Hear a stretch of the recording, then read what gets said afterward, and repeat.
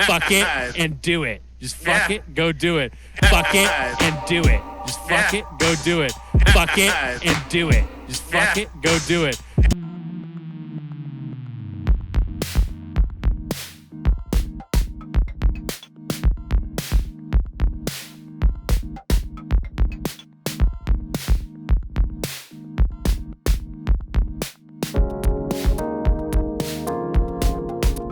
Hello, the Sonic City Council is now in session. Thank you so much for inviting us once again into your car, your headphones, your home, your mind. Hello, Davey Sipes. How are you today?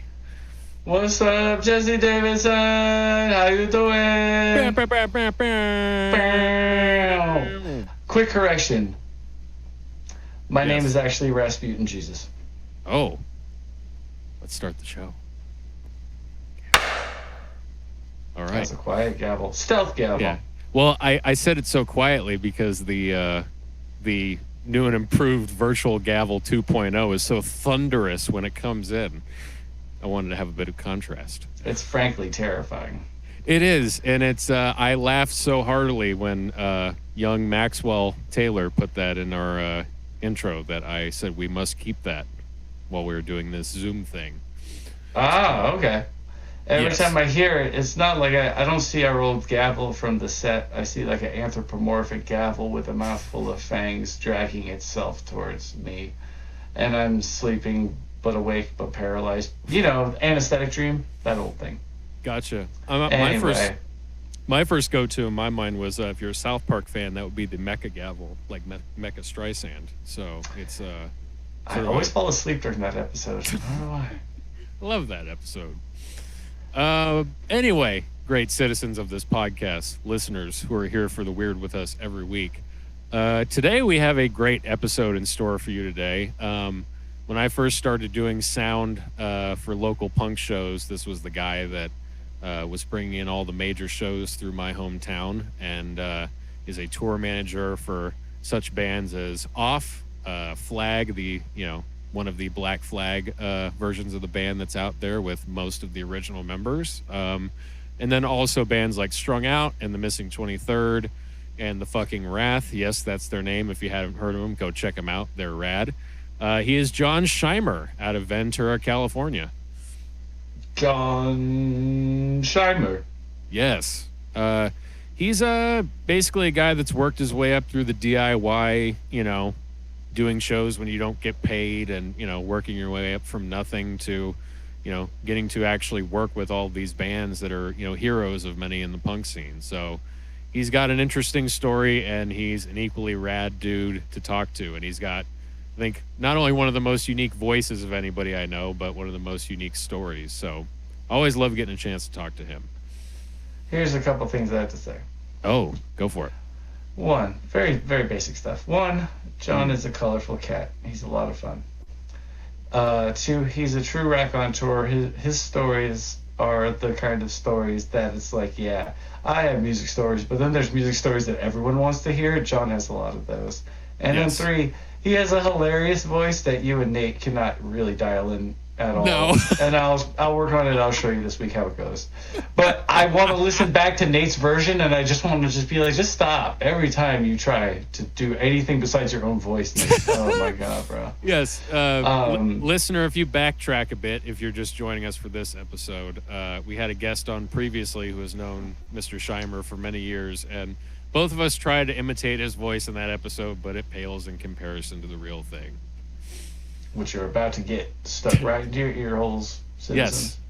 And, you'll get to hear all about his crazy tour stories. Hopefully, we're going to get into that. I know I'll be picking his brain about that for sure, but we're going to be talking about his new restaurant that he's got in Ventura called the Fatty Vegan, which is a punk rock themed vegan restaurant that's his goal is to turn it into a local music hub, as far as that's where creatives will go and eat and hang out, and obviously when COVID permits.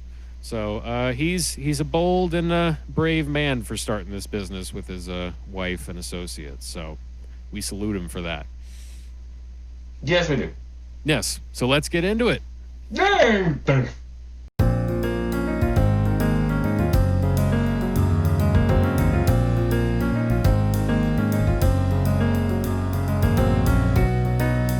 So yeah, man, how's it going? Yeah, hi. Hey, Howdy. what's up? Not much. It's good talking to you, man. It's Yeah. it's been a long time, and I think especially now when everything's going as crazy as it is in the world, it's nice to just reconnect with people you used to work with, old friends of mine, Yeah. and it's good to get to talk to you, man. How you holding up during all this? I'm holding up okay. It's been 2020 was 2020 for everybody. The music industry, obviously, like my entire world is live music. So that's kind of like, that was it was, I mean, it is what it is. You guys know. There's no need for me to try to explain something that everybody knows what the fuck is going on with. Yeah, I was in the middle of that. I was supposed to go on tour for 2.5 months, like two weeks after Corona hit. Oh, man. Like, it was like that. I had like the whole fall plan. Everyone, everything got destroyed. Yeah. But it's been interesting. I'm very much an adapt or die type person, I believe. Like, I think like where it's just like, okay, like I never got unemployment.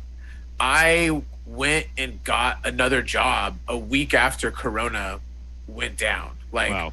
I had a buddy that had a company, has a solar company, and I just hit him up and I was like, hey man, like I don't know shit about solar, but I kind of know how to run shit. I can help you with that. You know what I mean? Like, Yeah. and he was like, oh cool, like I never thought that you would be into something like this. And I'm like, yeah, dude, I'll totally do it. I did it for a few months. It was based in Lancaster. I'm based out in Ventura.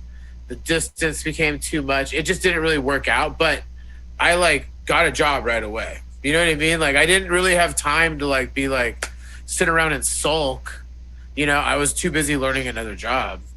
So, but ever since I stopped doing that job in like August, I've been fucking like a goddamn food delivery guy. I'm like the fucking DoorDasher supreme, bro. That's but it's been it's okay. It gets you by. You survive. I don't know. Yeah. Like, so but yeah, so 2020 was weird. I mean, it was weird for everybody, but now when I really think about it, it was fucking weird.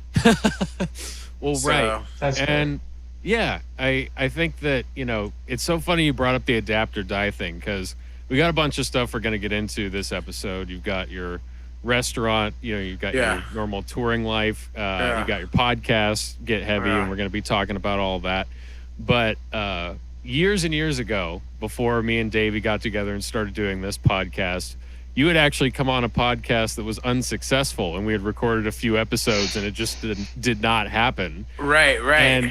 And you had graciously come back to do this today, but there were so many gems in there, and that was one of them that I haven't forgotten, that you were like, adapt or die. And it's adapt or die. It's you like, can't listen to Led Zeppelin your whole life. Adapt or die. And I was like, yeah, you're right. Now I really like it connected to that phrase. yeah. Well, yeah, think about it. I like well, that. because it's like the people that sit around and say like music was only good when I was in high school.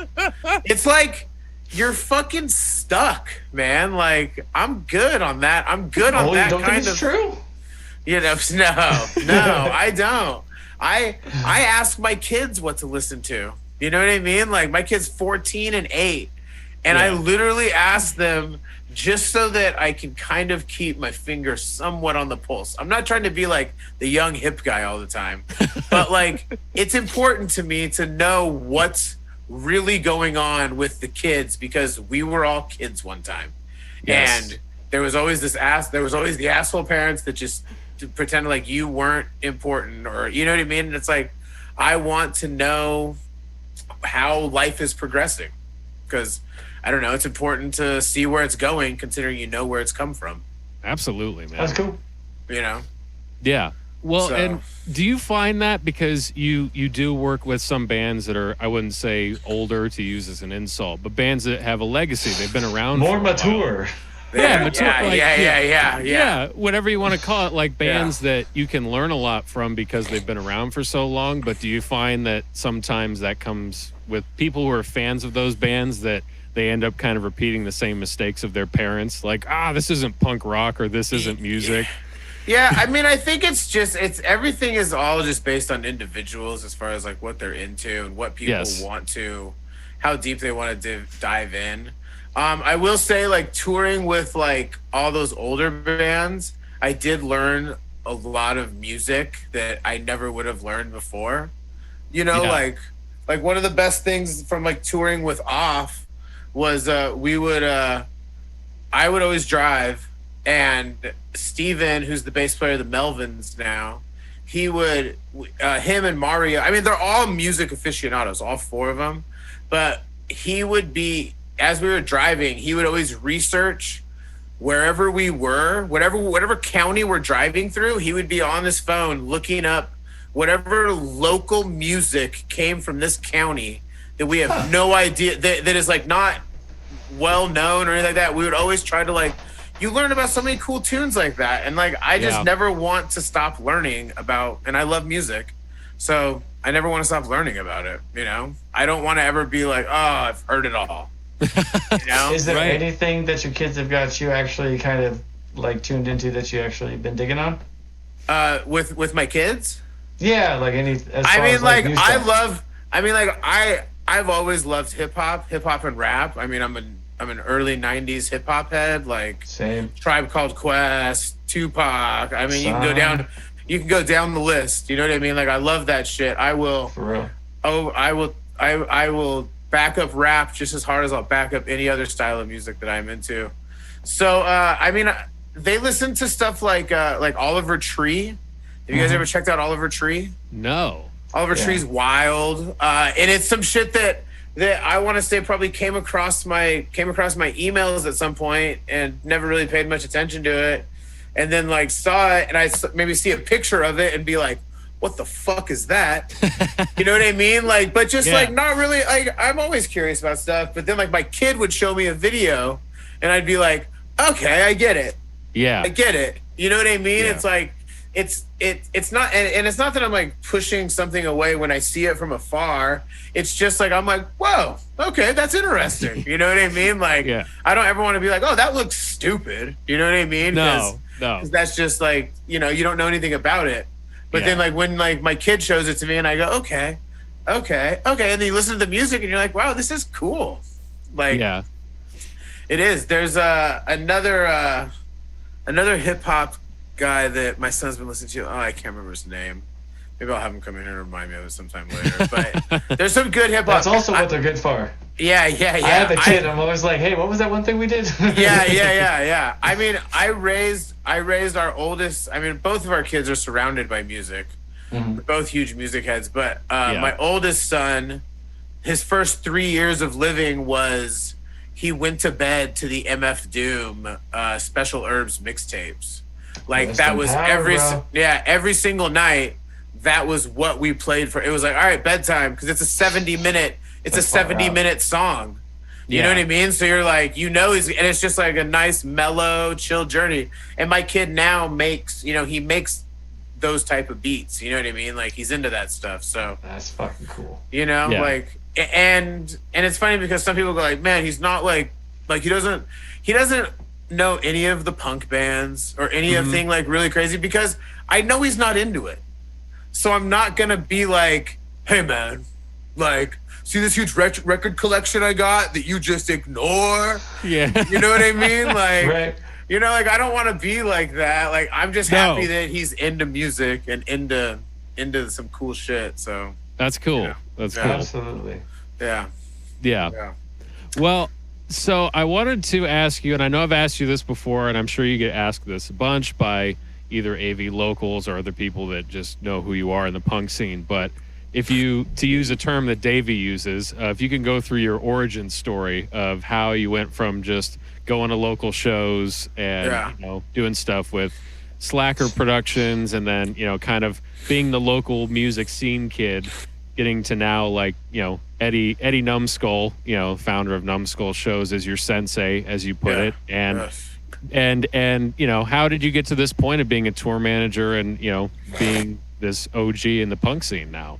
Yeah, I mean, it is weird to feel old still, because like I understand now what my parents say of like, I feel like I'm 18, but I look like I'm fucking old. You know what I mean? Like, you're young at heart, dude. Like if anybody, if anybody ever meets you, you're not like stuffy, you're not pretentious, you're not uptight. You're a cool dude to work for and hang out with, man. So that's, you know, I mean, like life's too short to be pissed off and upset and frustrated and just like, let's just move on. You know what I mean? Like I've gotten to this point. I mean, not to get too off topic a bit. I've gotten to this point in life where like I just, whatever it is I'm doing, just kind of enjoy it, because that's what you're doing. Yeah. You know what I mean? Like even if it's fucking, I still hate doing the dishes. I hate it. I hate it more than anything. Like, yeah, you know, and now I have to teach my kids to do the dishes and stuff like that. And it's like, but you know what? I've like, and this is like a stupid basic example, but now I've become to love doing the dishes. I don't mind it. You know what I mean? It's like, and it's like shit like that. Just enjoy doing shit. You know what I mean? So, it's your perspective. Yeah, that's my perspective. Enjoy, and I've had to do that going from what we were doing a year ago, and then COVID hitting, and now where my life is now. You know? Yeah. If I were to sit around and be like, oh my God, why? Poor me. Fucking Jesus Christ. Nothing would get done, you know? Right. But speaking of like the origin story, I mean, I'm born and raised in the Antelope Valley. My dad's family's lived out there since the 50s. Yeah. Blah, blah, blah. But I came to... I met up with my friends that started doing Slacker when I was 18 years old, 17, 18 years old, and we all were into going to shows. We'd go to all the shows in LA, all the punk shows, just like it was, you know, that was before there was shows in the AV really, you know, like I mean, there's always been shows in a sense, but not like on the regular or anything like that. Right. So but you know, started doing shows, and then formed my band, the Filthy McNasties, in 2001 with my buddy Sean. We actually played like our first like practice thing on 9/11 2001. Oh man. And it was like we did like a weird like crass, like if Crass was on acid, just like saying the weirdest wild shit into a microphone. Yeah, Crassid, exactly. Nice. I like that. So, but you know, started the band Filthy McNasty in 2001. Did that for a couple of years. In that time, Slacker was doing shows, and we met up with Numbskull, and through meeting up with Numbskull, we met up with all the Ventura punks, the Missing 23rd, Glass and Ashes. You know, all those bands were starting to come out to Lancaster and play all the time, and we just all became really good, close friends. Right. And I mean, like any 22-year-old that is born and raised in Lancaster, I wanted to get the fuck out of there. Right. You know what I mean? Like, I was just like, yo, like, I'm fucking... you know, I had never lived really anywhere else. You know, I'd gone to like Boston to try to live once, and you know, shit like that. Right. But never really like been like, okay, I'm fucking moving. And we moved out here just knowing like Numbskull and like a few people in bands. And in that time, I just like dedicated my life to just like I would work like a regular job, but then after work, I would just do shows. I would never get paid. I would never do it for the money. I've always liked to be like a part of things. You know, like when I was a kid, I played hockey, and when I wouldn't be playing games, I would be running the scoreboard. You know, I just like being involved in it. Sure. You know, I like helping it operate, I guess. So but anyways, so yeah, did like I said, had like a regular job, and then would do shows all the time. You know, working, and then I would tour with like, I'd go on tour with like the fucking Wrath, We did a couple tours, couple nationwide tours. Yeah. And then I pretty much started doing full time with Numbskull. Did that for like 12, 13 years. Still do that. You know what I mean? As far as full time, like not having another job. And in that time, I met all these bands. Like the first band I went on tour with outside of all of like my local bands was Strung Out. And I still tour with them to this day. Yeah. And through them, I've toured with like the Spits, Flag, Off, Elephant, Charlie XCX, the Subhumans. Woo. You know, just do all that. And I've gotten all those gigs just from meeting them and becoming friends with them and them going like, hey, let's go on the road. You know, I work with the Casualties, you know, and it's chill. Like, I enjoy it. I love it. I'm a traveler. I'm a mover. I like doing that kind of thing. It's very fulfilling for me. Yeah. You know, it's a lot, but I miss it. I can't wait to get back to it. So. Yeah, you know. Same here. And, you know, we're kindred spirits in that, like, you know, I started, some of my first gigs were doing sound for your shows. And, you know, since, you know, still living in the Antelope Valley, but I've gone on to play, you know, tour outside of the Valley, but also just with certain tech stuff I do, I've gotten to travel and like working for bands like you do. And I feel the same way. I just can't wait to get back to it. But what was that like for you when you were transitioning into like, not just, oh, I'm doing this after work as much as I can, but like, do you remember what that was like when it became a job? Like, what was... I mean, it was great because I feel like I haven't worked since then. You know what I mean? Mm-hmm. Like, I feel like when that happened was when I didn't realize it as much until Corona shit really happened. And now I work.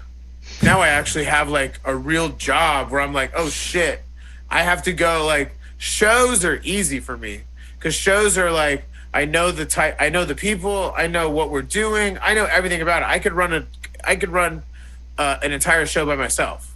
You know what I mean? I have complete faith in myself of doing that. You know, sure. So moving into that, it was just I don't know. I feel lucky. I remember feeling very lucky, but I hate using that term lucky because, like I said, for years and years I didn't make shit. You know what I mean? Yeah. Like, I did it just because I wanted to be a part of it, you know? I didn't want to be like, I like being a part of the whole thing. I like housing bands. I like just being a part of the machine, the touring machine of getting a band from point A to point B, or being the point A or being the point B, you know? Yeah.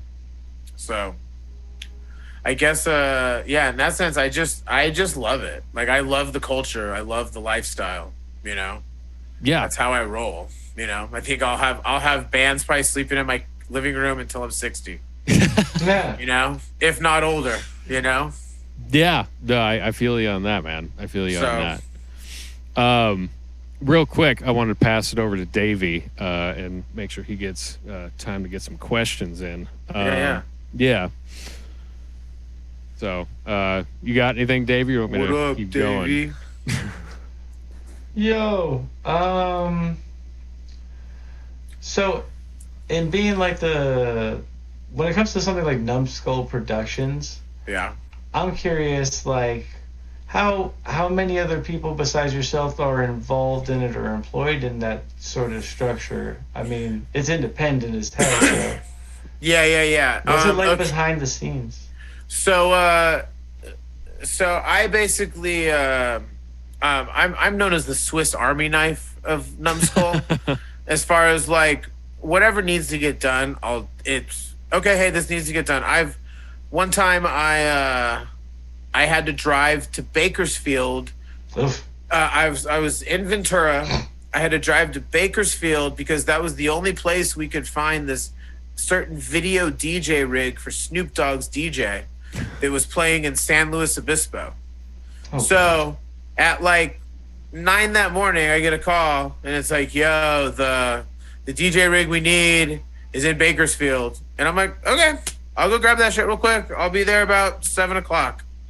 And I ran to Bakersfield, drove up to fucking San Luis Obispo with a DJ rig, hung out, smoked a blunt with Snoop, you know? And then I was like, okay, this is pretty cool. And I went home after that. But like, some people would be like, oh shit, that's a lot, you know? And me, I'm like, I just had to fucking drive to Bakersfield, pick up a DJ rig, and drive to San Luis Obispo. Like, that's not that big of a deal. So like, Right. So basically in that sense, like, I'll do anything. But behind the scenes, our main guy, Eddie, he does 90% of the booking.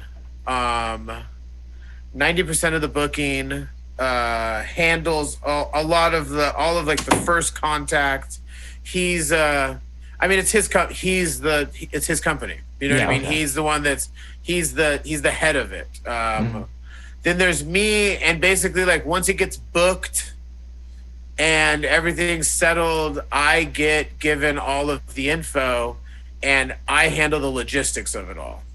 Okay, Right. this band is asking for this, you know what I mean? And when we're up and running, we're doing 500 to 600 shows a year. I've seen that, yeah. So we do 500 to 600 shows a year. So some days I have five shows happening. So like I will, and Eddie will help me sometimes with it, but I handle the main part of logistics of like, okay, the band is coming with, you know, advancing it, 3 buses. I have to make sure the venue knows what's going on. I have to make sure our team is in order. You know, like I'm basically the lightning rod, you know? So I handle that. And then we have crews in every city that, and it depends on from city to city. Like in Fresno, we have a venue there. And so we're able to pretty much have like a hired staff that has like a job, like a full-time-ish. Say, you know, I would say a heavy part-time job. Yeah. You know what I mean? Like we can give them. Sounds good in music. Yeah. We can give them a heavy part. You know, we can give 2 or 3 people a heavy part-time job, and then have like, you know, loaders for shows. Sure. Yeah. And then it depends on from city to city. Like say like in Oakland Bay Area, like Santa Cruz, Oakland, any of our shows up there. We have one guy that lives in Santa Cruz, and then like our venue in Santa Cruz has a dedicated staff there that the venue pays for. So we can use them to operate the show, but we just have one guy go there that's like our representative to make sure everything is going the way that the promoter and the agent agreed on, so that the manager, you know what I mean? It's like, it's all just weird chains of command that you just have to adhere to. So yeah, and then like in San Luis Obispo, we team up with another promotion company that we've been doing shows with since the old Downtown Brew, Slow Brew, for like 20 years. So Nice. So we'll book it, you know, everything we do is a co-pro with them. So they have staff up there. They have a dedicated team. So we book it, and then they kind of handle that, you know. I live in Ventura, so I'm boots on the ground. I'm boots on the ground wherever I'm needed, kind of a thing. Mm-hmm. You know what I mean? Like, that's weird. I've never used boots on the ground before. First time. But it sounds like it's sounds heavy. It sounded so business.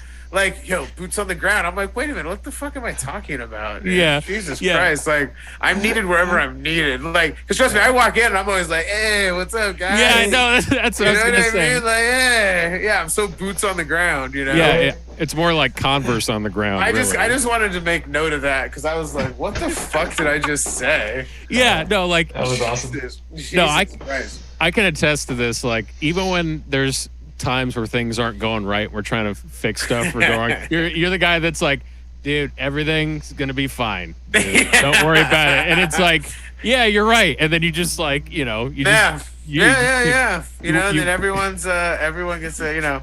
Yeah. So So yeah, but then so I handle that part of the show behind the scenes stuff. Like I deal with tour managers. That's why I have all these relationships with all these people, because I deal with them on the regular, you know. So and then we have our box office manager, and she handles a lot of our social media stuff. She's one person. She handles all of our ticketing. Yeah. Making, she deals with our ticketing agent. Anything that's going wrong with that, she's the person that deals with all that stuff. Not necessarily guest lists or anything like that, just more ticketing. I mean, if she's working a show, she'll be the box office manager at that show. Gotcha. She lives local to here, so she'll be at a lot of our SoCal shows. Gotcha. But I mean, and then in Bakersfield, we have a small crew. We have a couple. We have 2 or 3 people that help us out, and then it depends on the venue. Some venues have staff that we could lean on to be a loader or something like that. You know what I mean? But we're so I would say 3 or 4 of us are kind of handling a bunch of it, and then we have a few people on the ground handling it over there. So it's definitely a small operation, but I don't mind it. It's fun. I prefer it that way. I'm like the worst tour manager when we go into corporate venues, because I just talk shit the whole time. I'm good. I just there's the House of Blues. Let's say the House of Blues. So I like it. Yeah. The House of Blues. So one time one of my bands went in there, and the show lost money. Okay, hey, it happens. This happens a lot. Whatever. The show lost money, but the venue was being just complete assholes. Just complete assholes. I almost got in a fight with a bunch of security guards, because at the end of the show, they had a fan. I was behind the merch table, and there was a fan, and they had a security guard had each leg, and they were pulling his nuts on a pole, just fucking. Oh yeah, I see this. Whoa. Oh yeah, I see this. I go flying over the merch table, run up, push the guy off. And I'm because I'm in times that I need to, I will fucking throw my weight around. If I really, really need to. I really don't want to, but I really am 95% the nice guy, especially at shows and at work. Hey, I'm not trying to fucking, look, let's all chill. Let's all be cool. Let's just get through this. But anyways, I fucking lost it. Dude, so I go over there, I push security guards off. Security guards look at me, and then their boss comes running in and goes, "You can't touch him!" Telling the security guards that they can't touch me because I'm the fucking tour manager. And then they're it's this whole fucking thing. I'm what the fuck? You can't be doing this to our fucking fans. You know what I mean? Because what are they gonna say? What are these people gonna say? They're oh, I went to a blah blah blah show, and this is what happened to me. You know what I mean? It's I'm not gonna put our fans, whatever band I'm with, I'm not gonna put our fans in that fucking place to I'm not gonna put them in that fucking danger. You know what I mean? I'll stand up for them. They're our fucking people. They spent money to come and hang out and fucking party with us. You know what I mean? Not gonna fucking let them just whatever. So anyways. After the hold on, let me finish real quick. So after this show, I'm settling with the guy, and he's writing out the check, and I'm just talking shit. Just I'm so glad you guys are losing so much fucking money tonight. I'm I hope you fucking just. I'm I will sleep a little better tonight knowing that I put a little tink in this corporation, in this fucking corporation of fucking you guys fucking eating up all these fucking private, fucking independent fucking people. I'm I will sleep better tonight knowing and the guy doesn't give a fuck. He's making his money. He's on salary. You know what I mean? But for me, I was yeah, all right. Even if it doesn't mean shit, It meant something to me, damn it. No, I feel you. Well, and you nailed it. It's the part of all of that people don't think about. It wasn't I went to this venue and that happened. It's I went to this band show and that happened. Yeah. And it looks badly on you guys. Yeah. Yeah, dude. Proper. There's a great picture of me when I was touring with the Spits in like 2014, 2015. We were in New York City and like a photographer, reporter guy from Vice followed us around all day. Yeah. And we did like a thing at like WFMU, and then we played a show that night. And we played this place. It was the Mercury Lounge in New York City. Right. And it's like a small little place, 250. You can tell it's like a nightclub most of the time. Yeah. Dude, there's this giant security guard. It's like 6'6", and the Spits, like, they play with like their drum set up to the front of the stage, where they very much encourage just like stage diving, total chaos. They light their drums on fire. You know what I mean? It's a fucking spectacle. Yeah. So there's this one the security guard tried to come out on stage and tried to like stop all the kids from getting on stage, and this fucking giant, and we're like, dude, we don't want this giant 6'6" dude standing in the middle of the band, you know? So there's this photo of me, and I'm 5'8", you know? And I'm just like, it's just me like this, and the guy's kind of just like pushing me off, and the Spits are playing in full face makeup, and the guitar player's just fucking, it shows him rocking out, like there's like a skull, because they have like the skull, they have like, you know, homemade fucking stage props. They have a skull with like strobe lights coming out of it, smoke and shit. Yeah. And there's me fucking like trying to fight the security guard, because I've always taken the, like, I don't know if it's pompous of me or privileged of me, but I've always taken the road of, I'm up here defending all these fucking people. You want to punch me? Yeah. Fucking go for it, bro, because fucking like all these people back here, I'm fucking stopping them from hurting you just as much as from you hurting them. You know what I mean? Like, you want to stay out here? You want to stay out here, really? Because fucking people are going to start throwing shit at you. Like, it's going to get bad if you don't get off. Yeah. You know, like, and so, and I'm trying to look out for everybody. Yeah. You know? Yeah. Well, and... yeah, it's a weird thing with venue security sometimes, you know. Yeah. It's, sometimes they're great, and sometimes they're just like causing more problems than they solve. Oh, I mean, I want to walk up and ask the first cat I see in like a yellow jacket or whatever, be like, "Is this your first punk show?" Okay. Yeah. I gotta be informed. I need to know if you're gonna flip out over nothing or. Yeah, right there. Because I've seen that too, man. I've seen some ill shit at a regular show. Yeah, it's pretty wild. It's pretty funny. Venue security. We could have a whole podcast about venue security. I know. I used to get kicked out of the El Dorado and I was throwing the show. Right. Hello. You know? Oh, there's Craig. Hey. Oh, hello, sir. How you doing? Hi, Craig. Guys. Welcome, man. Hi, Craig. I yell at you. What's going on?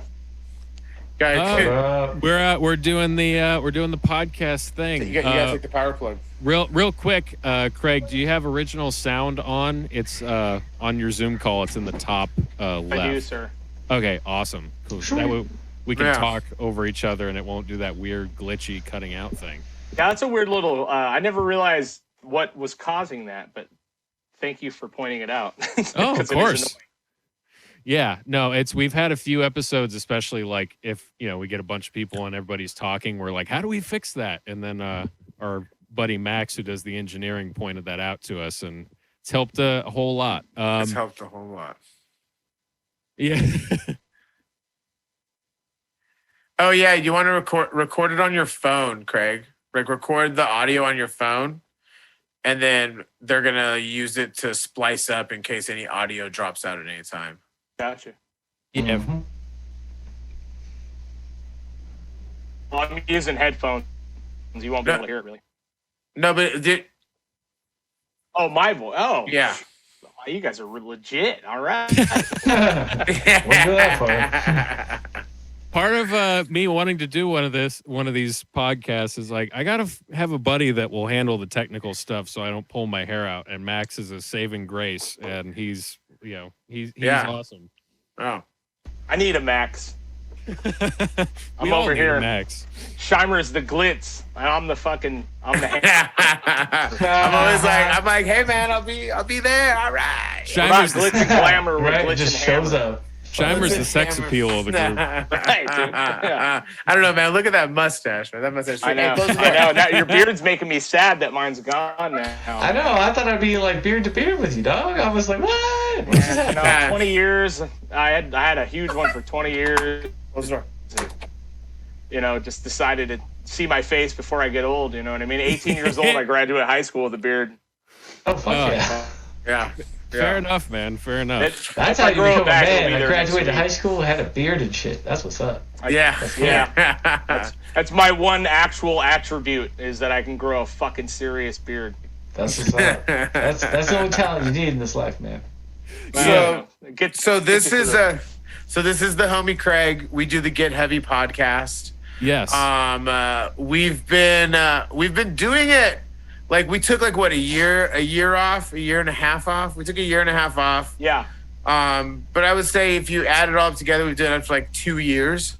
You know. Awesome. You know. We put out almost 50 episodes this year, right? Yeah. Yeah, with 40 episodes this year. And, 40 episodes, yeah. It all started with the Corona, breakdown. We stopped. I had a kid.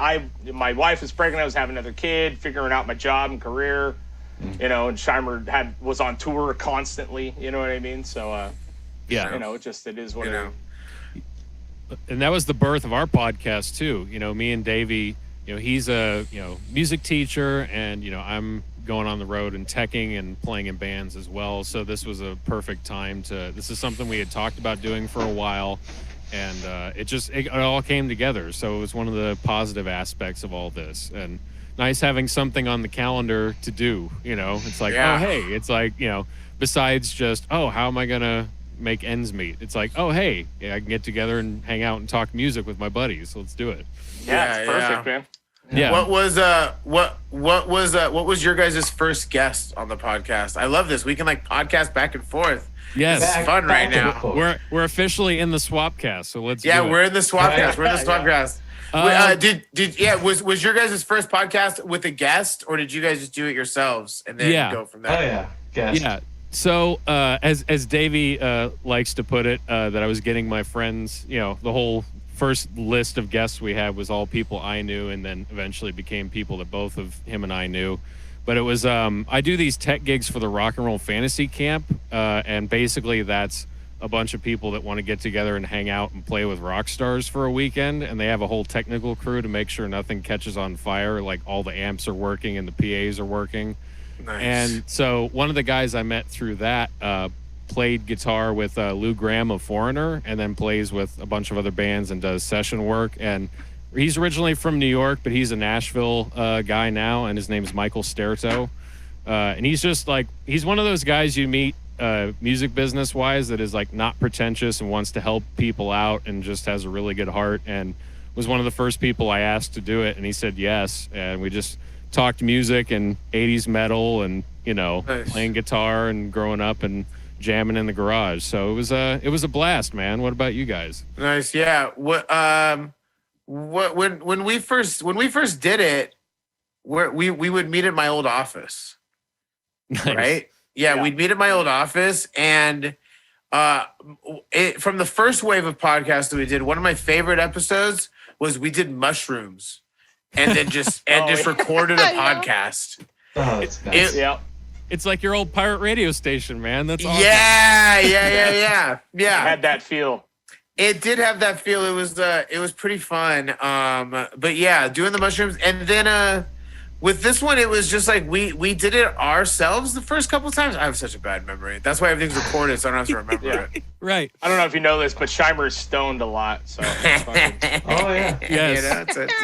beep, marijuana affects the memory. Yeah, I mean, we had the first by ourselves.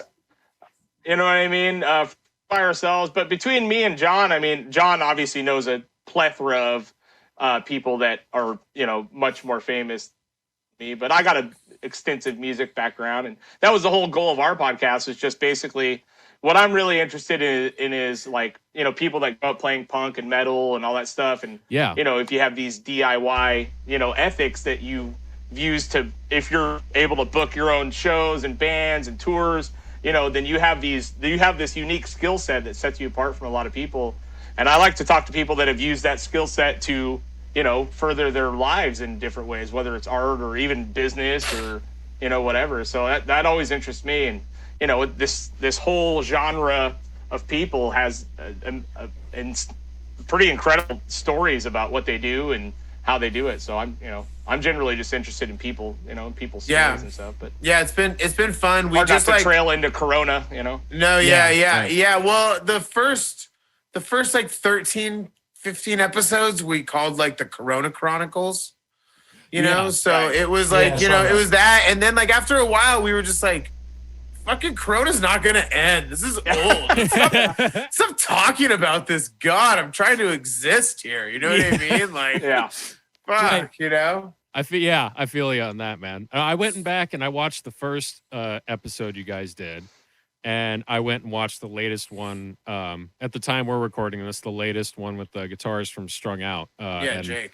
Yeah. Jake. So it was really interesting just seeing the contrast of that and just seeing how you guys approach talking, and it was literally just like hanging out with your buddies and talking music and life. And that's kind of what we are doing with this in a way. Like the whole point of us wanting to start this was to have like ask questions in a conversation about how creative people think the way they do, or people that work in a creative field, and like really understand that perspective. Because me and Davey, we've gigged together, and we, one thing we love is just hanging out after shows and talking music or just life until like late into the night. And it's like, why can't we have a podcast where we can just talk about anything we want in like that creative field? And that's how it started. And I know Davey, like when you came to me, that was kind of your goal with it, right? Yeah, more or less, for sure. Yeah. Getting into the process of like, always been fascinated with different musicians, like all genres of music, and like if you didn't learn the way I learned to play, like how the hell did you learn it? Like, because I don't even understand how the fuck I'm doing what I'm doing. I would love to know your story, Right. And everyone's is so unique. So that's really like I saw some of that reflected in Jesse's writing in the Antelope Valley Press up here. The article, the weekly column is what they're called. He's been doing that for a couple of years now, and every time I read one, I was just like, that's really the tenor of the shit I want to be doing when it comes to talking to people about stuff. So I kept bugging him until he had no job because of coronavirus, and he said, okay. That's all that problem. I didn't start coronavirus, but I'm rolling with that bitch. I'll tell you. I'm rolling with that motherfucker. That's right. I always find it being Roni like and such. me. I always find it being so. It's always so shocking to me that you when you start to really talk to people about playing music and stuff. Apparently, no one has any fucking clue what they're doing. You know what I mean? Like I bring countless albums at this point. Countless songs.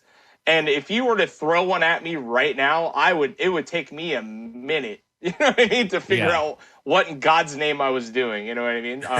But you meet musicians like Jake, and Strung Out, who is a shredder. I mean, this guy, he practices and warms up by playing Metallica solos and shit. And it's like, not me, dude. Like, I'm not the dude that's going to be able to bust out a Pink Floyd cover or a fucking, I love it, but my brain isn't wired that way. I'm not interested in learning a ton of other music. It's always been a weird creative force. But the more people that you talk to, you realize they're a lot like us. Like I have a basic knowledge of things, and that's about as far as it goes. You know what I mean? And whatever riff sounds good. It's so weird. Times like you listen to bands like from the 70s and. Like your Zeppelins and all that shit. And those guys are immaculate players. I mean, above and beyond what we probably all are, But there's a whole generation of musicians that have just fucking grinded and created killer music. You know what I mean? Oh, yeah. They have adapted from Led Zeppelin. Yeah. We were talking about that earlier. One of my favorite Jon Shimer quotes is "Adapt or Die," and then added to, you're not going to get can't listen anywhere if to you that. just listen to Led Zeppelin your whole life, i.e. whatever was popular in high school, whatever you grew up on. Right. And for me, that would be like, I was still am, but a huge System of a Down fan being in high school and through middle school. That was my shit. Oh, yeah. And I love them, but like, I don't listen to them nearly as much as when I was a kid because that stuff is so, I've listened to it so much that like, I don't want to be that guy in a bubble either. And same with all the other metal bands I listen to. And now I'm on, hip hop, jazz, funk, anything that I, come across that I could enjoy. And You ever listen to Bad Bad Not Good? I have. And That's my they're great. shit. Yeah, I sit there and just write out the dude's bass lines. Yeah, have you listened to that record that they did with Ghostface? Fuck yeah, bro. Yeah, I got that shit on Yeah. gold. I got that shit on gold vinyl, dog. Only 100 Nice, dude. copies. No, That's Ghostface, I've been a fan for so long. That's how I got into it. That's, Yeah, I go back Yeah. to Wu-Tang and all that shit. Oh, yeah, Yeah. Don't get me fuck started yeah. on that. There's a great video of them jamming with Bootsy Collins in his boot cave studio in Ohio, and it's Bootsy. I forget what company put it on, but basically it was sort of this like old meets new kind of vibe.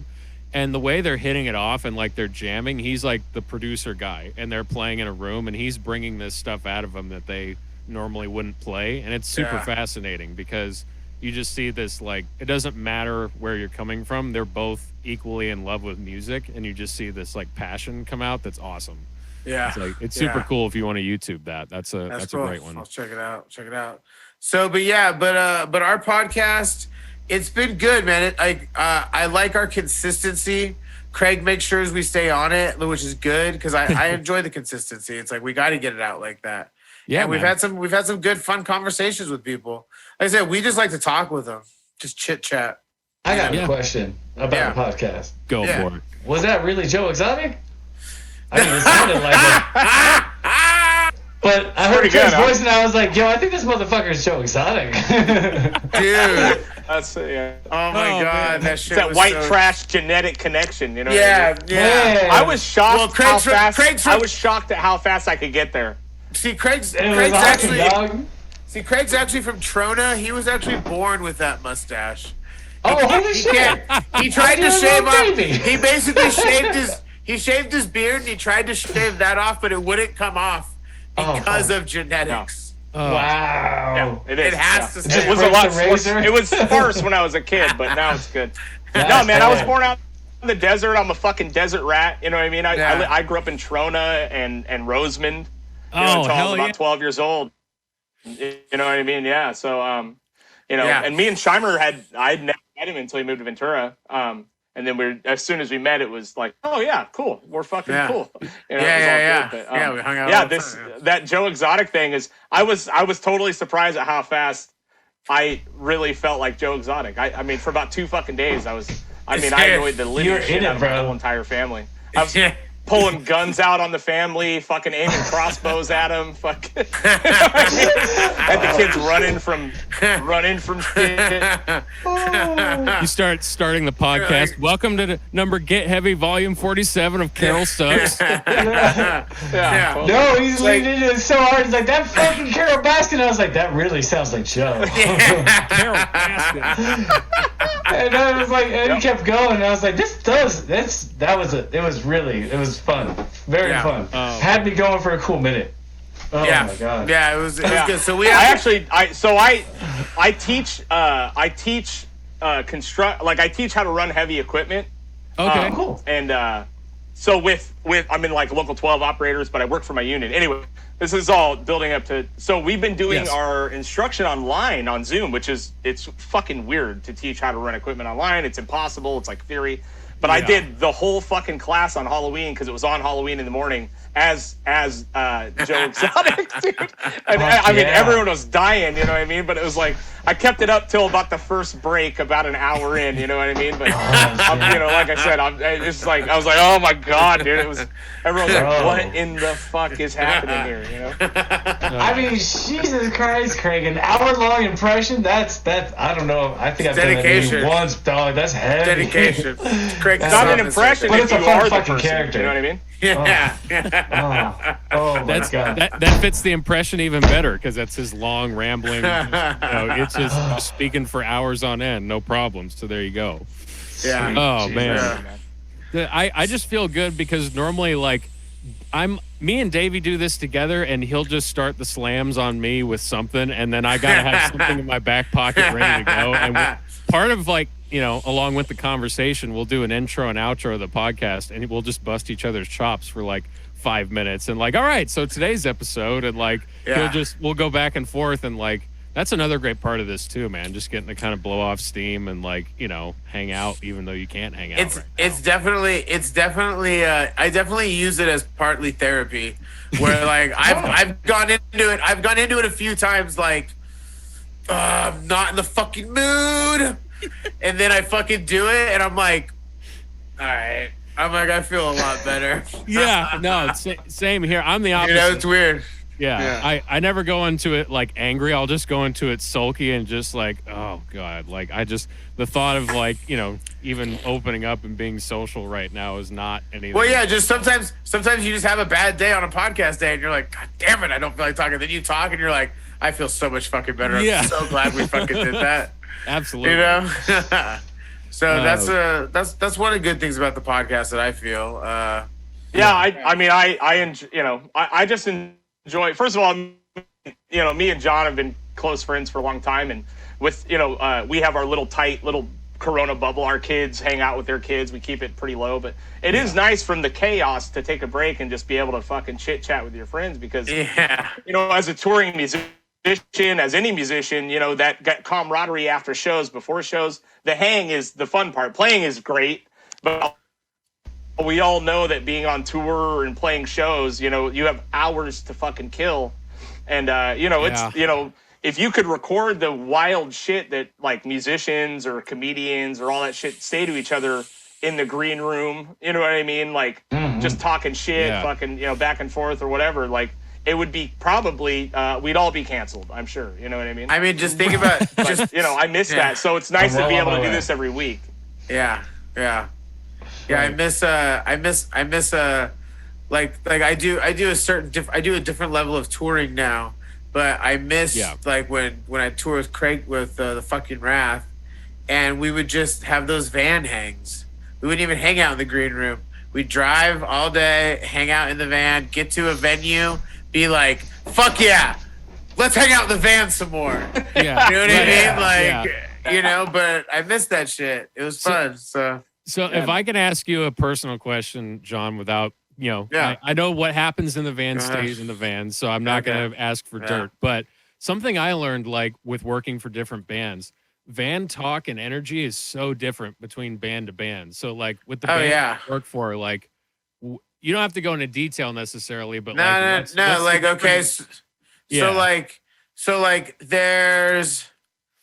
some bands. Okay, so there's one band I work for where the same person sits in the front, but never turns around and looks back, always kind of looks forward. And I talk more with the people in the back of the van than I do the person in the front of the van. There's one band I tour with where we don't talk and we don't listen to music. It's not that there's no contention in the air. Yeah. They're just this is fucking nice. It's quiet. It's peaceful. You know what I mean? That's all that it is. Yeah. There's some bands that there was a group of Swedes that I toured with, and they watched Seinfeld in the back of the van the whole time. Actually, that tour was I drove a brand new Suburban. Yeah. And that was what we toured in. It was awesome. It was the most plush touring I've done. As far as not really the most plush touring I've done, but it was nice at that point from going from being cramped in a van to dog, I just gotta drive this Suburban, and it was with DJs and stuff. So we would just pull up to the venue and we don't have no merch. We don't have no shit. We walk up. They got 2 sticks, you know? Yeah. So, Oh my Jesus. and then, it was crazy though. But you know what? From a tour managing perspective, that's so much easier than dealing with a 5-member band, fucking input lists, all this shit, you know what I mean? Stage plots, everything like that, you know what I mean? So, Yeah. but, you know, everything's different. Everyone's different. You know, the Wrath, when we tour with the Wrath, we have the volcano going. And we have trash bags of fucking weed fucking smoke happening. It was chaos, dude. The amount of times we probably should have been arrested, like, for the wild, like, you know what I mean? Like, not drunk driving or any of that shit, but we were I get it. fucking high. Like, literally, I worked at a head shop when we were touring. So I think Shimer was one of the first people that had like a real volcano. You know, do you guys remember what those are? Sure. That's my OG volcano. That's my OG. Yeah, so it would fill up a bag of weed. Yeah. And we'd be fucking like on tour and we're just, you know, we're tired and we're bringing California weed across the country. Right. We're fucking ending parties. You know, everyone's partying, fucking, we'll smoke your weed. They fucking load that volcano up and people were passing out into the coffee tables. You know what I mean? It was fucking crazy. One morning we got accused of drugging people with their own weed. They were mad, like mad. They're like, what was in that shit? Like, what was in that? We're like, bro, that was your weed. We just put it in the volcano and smoked it. There you go. You know? Yeah, they had never seen or heard of a vaporizer. You know what I mean? Back then. Yeah. Like, this is in the early 2000s, you know, mid 2000s. Yeah. And I mean, dude, remember we got pulled over in Georgia and a fucking cop looked at the volcano. He's like, didn't know what it was, huh? What the fuck is that? And we're like, it's an asthma machine. And he's like, okay. I mean, like, no fucking idea, like, what it was. You know what I mean? I love that. It's like, this motherfucker's got straight up asthma, dude. He about to die right now. Like, all right. I'm trying to figure out which end goes in his mouth and shit. Yeah, man. Oh my god. Shimer's over here fucking being a street pharmacist all over the country. Fucking, you know what I mean? It's like, it was ridiculous, dude. Like, it was wild, dude. I mean, for all the Wrath tours that we did and the travel, I mean, remember, dude, the last tour we did, we ended up having to take my van because the other band that we went with, of course, their van broke down. Remember the Young Livers tour? Were you on that? You were on that one, John? Yeah, we got the tattoos, dog. Right. Yeah, that's right. I got on my leg. Anyway, the fucking dude, we had people sitting in lawn chairs, like in the back of the van, like a full entire. West I was Coast one tour, of them. I was one of them. Not even a seat for them. They're just sitting in lawn chairs, like. You're like, how fucking dangerous is this, dude? Yeah, it was me and Chris Jordan, the drummer of Young Livers. Right. We sat in 2 lawn chairs in the back of the van for an entire tour. Nothing. I was like, belts, no fucking. I think that was like, cause like I remember like it was like almost like it was like, oh shit, holy shit, no, John, guys. You can't go. There's no room because something went down with the the van was shit. I was like, I'm like, oh fuck no, I am not staying the fuck home. Yep. Let's go. Oh, dedication, dog. Dedication. That's fucking rad. Yeah, I mean, just the amount of things that we never really got any tickets, never had any major van trouble. I mean, never got shit stolen. Well, we did get shit stolen once at where were we at? What horrible city was it? At CMJ Festival. We got our guitar player got his pedals stolen. His whole entire pedal board. Albuquerque. That sucked. No, but but that was that show. That was a show at Andrew WK's club, Santos Party House, and at the end of the night was Andrew WK bringing us trays of beer. We're backstage behind the main stage, and Youth of Today was playing on the stage, like right outside the door. You know what I mean? Like you open the door and you're like behind the drummer.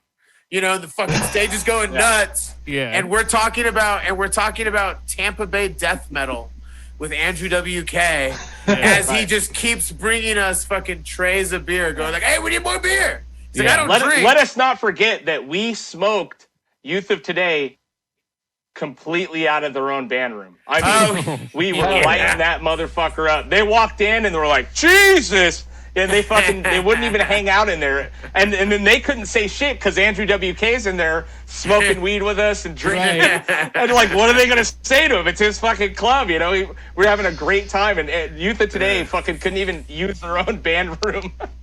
Oh. We were. Oh my god, man. It was good times. Good times. Yeah. Classic. Oh yeah, dude. Like even the simplest moments sometimes, like that you get to do. Like I remember just being in Texas in Lubbock, which was the weirdest town I've ever toured. Like weirdest town I've ever toured. Buddy Holly glasses. Yes, the Buddy Holly glasses. There's one part of town where we played, and there was 3 bars connected to each other, and there were cars parked on the street, but nobody around. Everything was closed, but it looked like a Twilight Zone episode where everybody vanished, but like, you know, all their stuff was left behind. And it's like, where the fuck are we? And then at the end of the night, there's nobody on the street. And so we brought out an acoustic guitar and we're fucking all singing and just yelling and walking down the middle of the street like the apocalypse, and we own the place. And I'm like, really? Like, we're just getting to do this right now? It's like, we weren't even doing anything wrong, but it was like, this is fucking awesome. Yeah. Like, you know, when's the next time you get... Yeah, it is. But yeah, dude, it's you can take that stuff for granted sometimes and sometimes it just happens so fast you don't even think about it until you look back on like, oh wow, that was some crazy shit that we did. Yeah, that happens a lot. Yeah, when you're in it, you know what I mean? You don't realize how weird, I mean, you know, me working in an outside universe, you know, not involved with music at all, you meet so many people that like have never even, I say it all the time, have never been lucky enough to even take a chance on themselves doing something like that. Or, you know, you meet guys that have never been out of the fucking state and they're 55 years old, you know, it's like, and then you have a world of experience in your young 20s and your, you know, into your 30s and stuff. And it's, you know, when you do, I've never been like much for looking back as like, you know what I mean? Like, yeah, I guess I'm not real sentimental, you know what I mean? But when you do really look back at it, you trip out, man. It's like of all even the grimy fucking, we did grimy touring, you know what I mean? And it was some of the funnest fucking times of my entire life, you know what I mean? Yeah. Dude, I think I remember that tour when we drove to Dallas, and I think it might have been me, but I slept, like we had to drive like 20 hours and like that, and I slept under the 2 seats, like on the like we're going, and like my feet were basically like where like the engine comes to in a van, you know, and my fucking body was going under the first 2 benches. And that's where I was sleeping because that was the only room to sleep. We had to drive like 20 fucking hours. Oh my god. That's the kind of touring we used to do. That's gnarly, man. It was fun. And it was not cold. You know what I mean? It was hot. I remember that. I mean, I just remember when we broke down in Chicago? And we were fucking all in our, like, I was wearing, we had no clothes on. Vapor. Like, That's right. Dude, there's gotta be such good our van breaks down on the fucking freeway or right off the freeway. We pile out of this van and none of us are wearing clothes. Like I'm in my underwear. Yeah. Because no AC. You know what I mean? It's the middle of fucking summer in Chicago. Yeah. It was brutal, dude. And like people on the freeway were like, what the fuck is happening here? You know, it's like a bearded, tattooed motherfucker's naked on the freeway. Like, I'm popping the hood of the van open, like, looking at it, like, what the fuck, you know? Yeah. Yeah, that was... Yeah, and it was so hot we were vapor locking. That's what it was. So the gas was evaporating in the gas line. Yeah. I mean, you know... Before the carburetor. Yeah.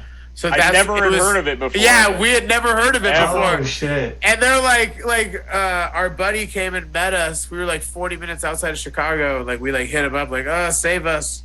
And he came and met us, and he's like, oh, it sounds like vapor lock. We're like, what the fuck is a fucking vapor lock? Yeah. That's what I said. The fuck kind of shit are you guys dealing with out here? Yeah. Yeah.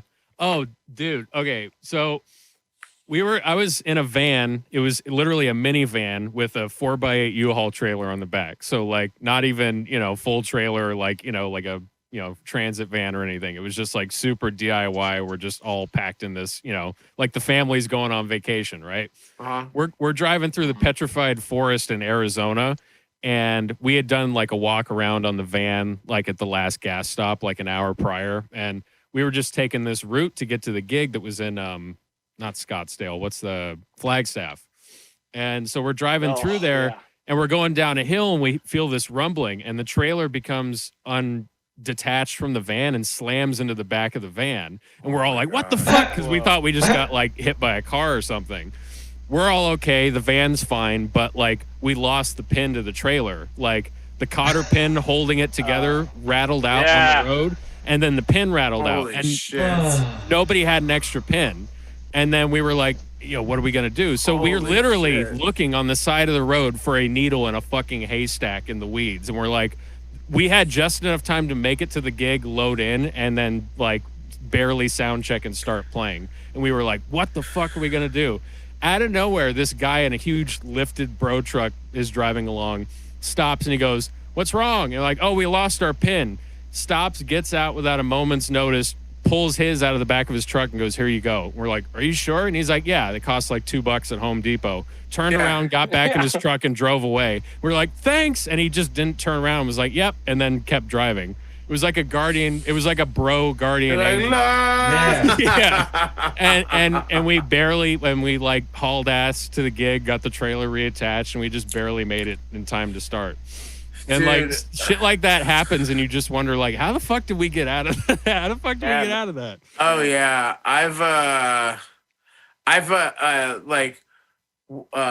had to fucking like repair bus fucking flat bus tires at like 6 a.m. or find a way to get it done.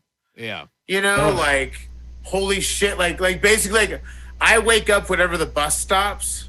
You know what I mean? Because I'll always be like, why the fuck are we stopping? You know what I mean? Like if it's like we have our time, we have our stops mapped out. You know what I mean? Yeah. This whole thing is mapped out. You know what I mean? Like so fucking I'd wake up to that and be like, oh shit, oh my god, it's 7 a.m.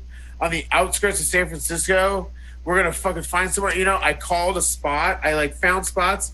I called it. I'm like, I'm gonna limp a bus to you and you're gonna lift it up and just put my spare on. And they're like, all right, yeah, cool. I'm like, fuck, holy shit, like that shit saved it.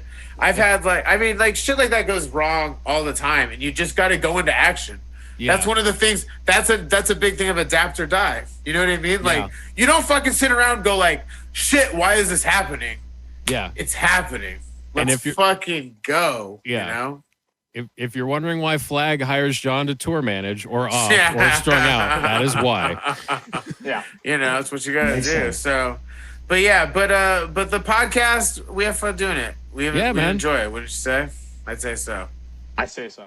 I concur. When do we release? We release every Wednesday. Yeah, we do every Wednesday. We do weekly. You know what? Consistency is a killer for all podcasts. I mean, you have to put something out every week. But it's been good, man. I mean, it's a labor of love for me. I know Jon likes it, and it's all good. But what made you guys? I mean, I know we talked about why you guys started doing it, but are you guys both in the AV? Is that where you guys both are? Oh yeah. And you only release audio? You guys don't do video at all? No, we do video as well. You do video? Okay. Awesome. Yeah, we're on YouTube, and then we're on Spotify and Google Podcasts, and I think we're trying to get on Apple right now, but it's kind of a hassle. So we're working on it. But yeah, it's it's a pain in the ass to set it up. Yeah, it is. But I don't know, man. Just speaking for myself, and I'm pretty sure I could speak for Max and Davey too. We're all having fun with it, and it's something where we were all friends going into this. We've known each other for years, and the cool thing about me and Davey is, as much as we're friends, we've got sort of the opposite points of view on things. So where I might be more, whatever it is, just like we're equally friends, but we can respectfully disagree on like just different music things, or like even if it's as simple as like a movie or a band, like, oh, I love that. And he's like, really? It's like, oh, I can't stand that. But like, it's not a bickering thing. It's just like you get these two different points of view, but it's cool to like, ping pong that off of each other. And also too, like he'll come up with questions for a guest that I wouldn't even think to come up with, and I'm like, oh great, like, and it's been fun, man. I've been having a blast. Yeah. So Dave, what's your obviously Jesse's a massive Stained and System of a Down fan.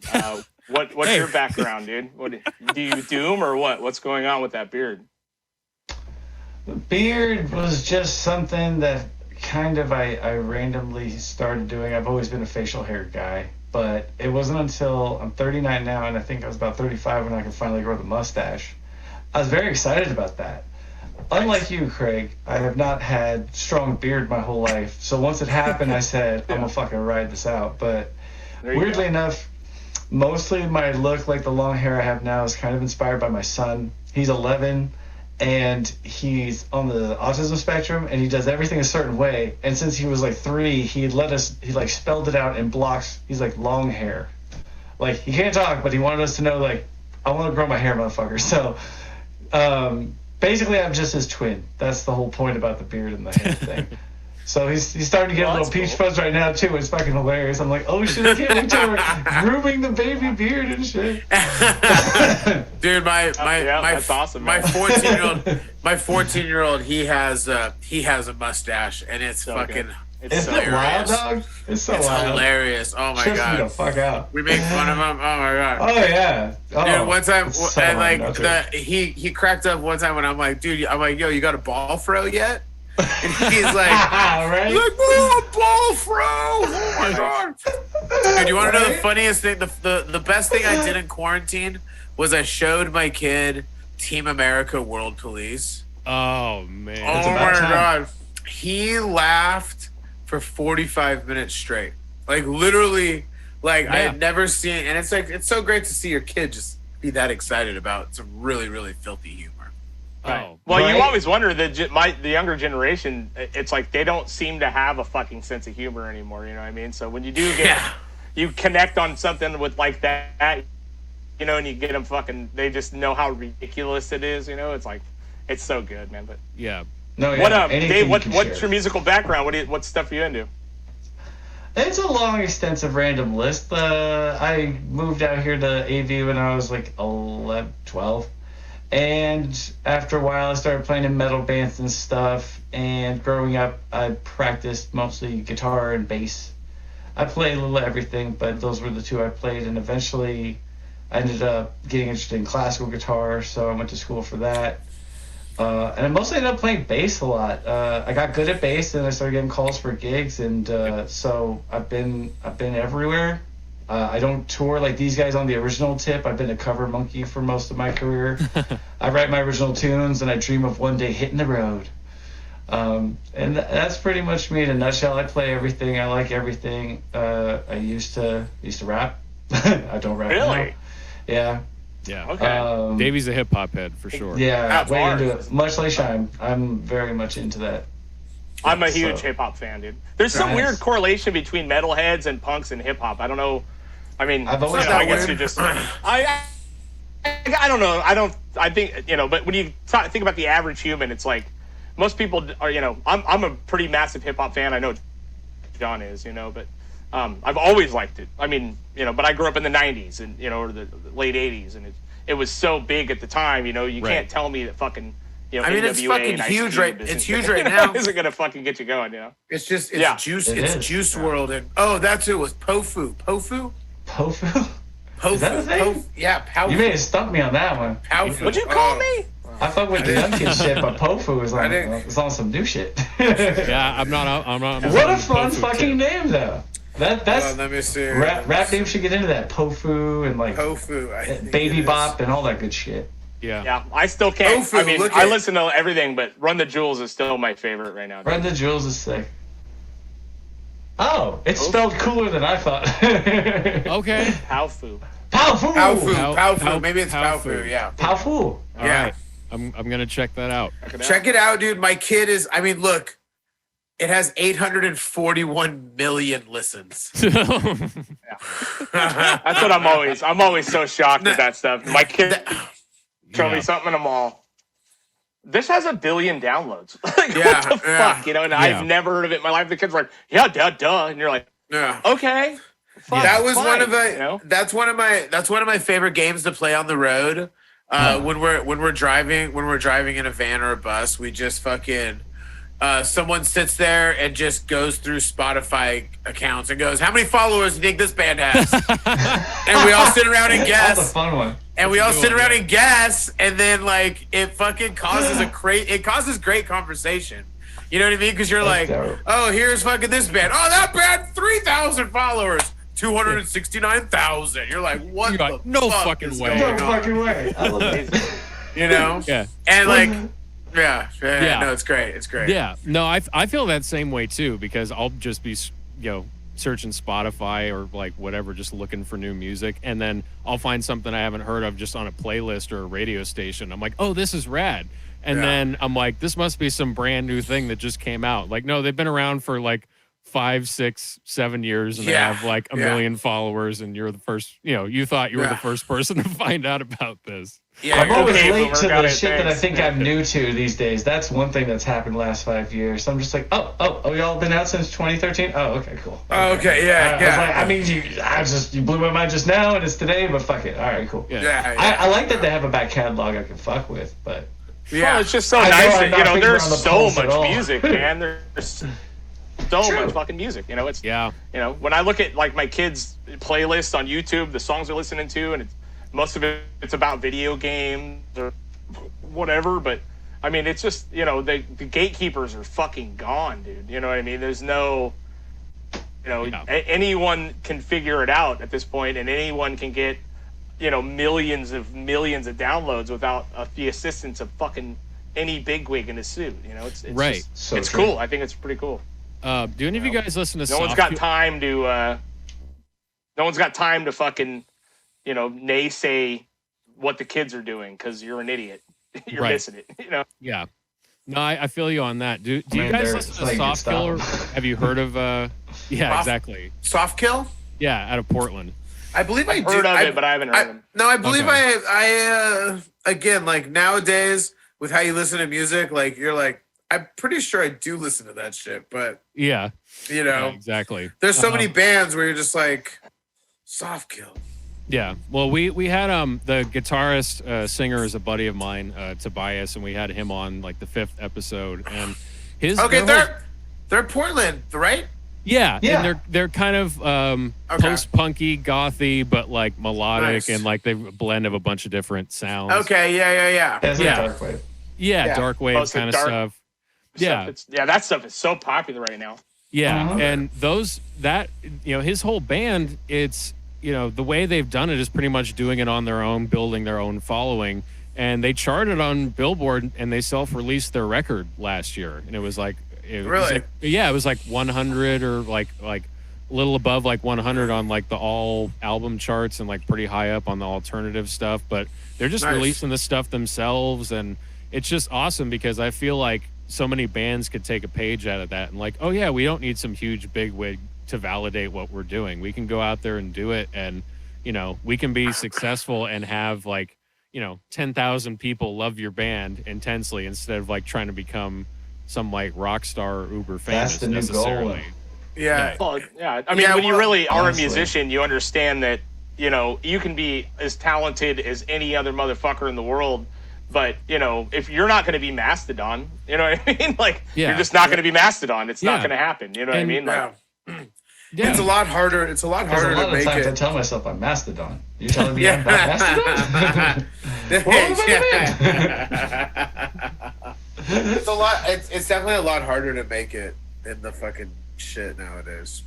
Yeah. Can you even You got- imagine like that level of success these days? It seems like it's just, I don't know. We'll like the music I mean- like, that we play and that we listen to. Will it ever get to that level? You think again? Yes, because there's gonna be a huge resurgence Oh yeah. because there's been such a dry. I mean, people are going fucking crazy. And Yes. once everything is fucking given back, I think it's going to be a whole new model. And who knows what that model is going to be. True. Right. You know what I mean? Like there's absolutely no real way to honestly go like, it's going to be like this, Yeah. you know? Like Yeah, at this point I agree with you. we're There's no way to coming even from, really project like there's shit. no, there's no framework anymore. You know what I mean? Everything's been completely obliterated. there's the skeleton framework that, you know, people are going to go back to, but it's like, it's hard, man. It's going to be hard. Fucking who the fuck's going to go back to working shows in a year and a half? You know what I mean? Like, you have to go on with something, and that's sad to think of, you know?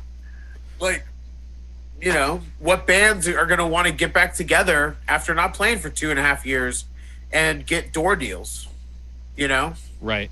I That's don't know, real. man. Like, not saying, you know, I mean, that's just the reality of it. Like, a smart promoter isn't going to put up fucking big money because you don't really have to.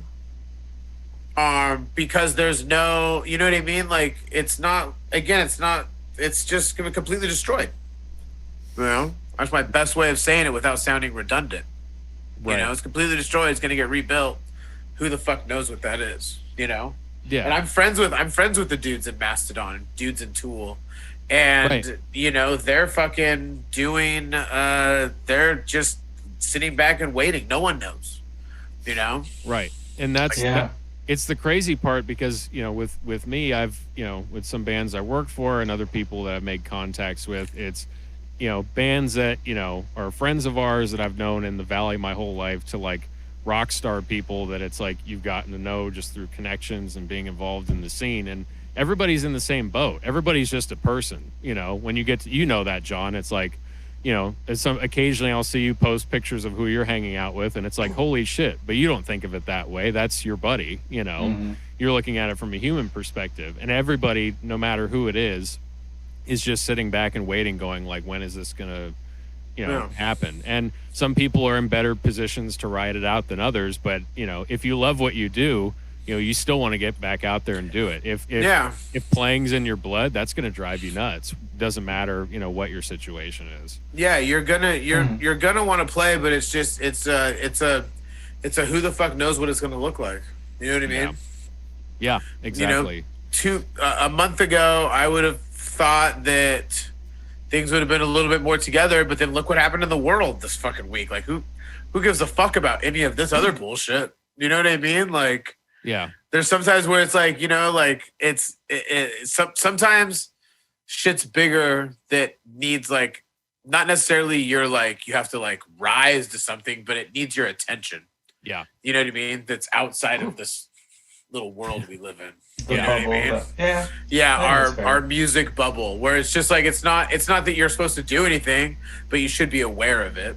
You know what I mean? And it's like, and it's like where like a month ago, I was starting to get a hold of like Numbskull people being like, hey, you know, like, we should maybe start like talking soon. You know what I mean? Like, just kind of like see where everyone's at. See what everyone's coming back. Is anyone? Yeah, coming exactly. Back? Like, where's everyone at in life? Because honestly, like why the like. I mean, like, we're all connected through the proverbial Instagram and Facebook, but I haven't really talked to a ton of these people. You know what I mean?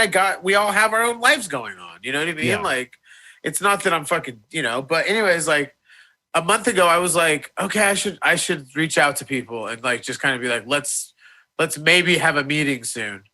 And then like I did that, and it was like, yeah, cool, let's talk. And then like a bunch of life shit happened, and it was like, well, fucking this shit ain't happening anytime soon. Right. You know what I mean? Like, yeah. Why do I even need to I'm not trying to waste anyone's time or trying to feel like our time's being wasted, you know?